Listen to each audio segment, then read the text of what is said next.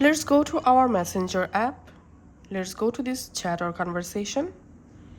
And here, as you can see, 3 messages deleted after scenes. Now I'll show you how to easily check or see deleted messages for Facebook Messenger. All you have to need on your smartphone, go to the Settings app.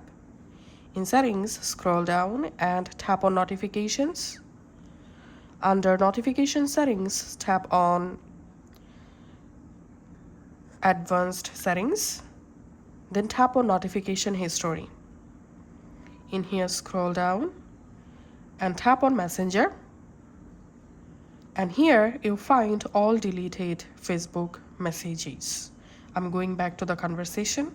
As you can see, this message was sent at 2:00 p.m. So we can see the exact time showing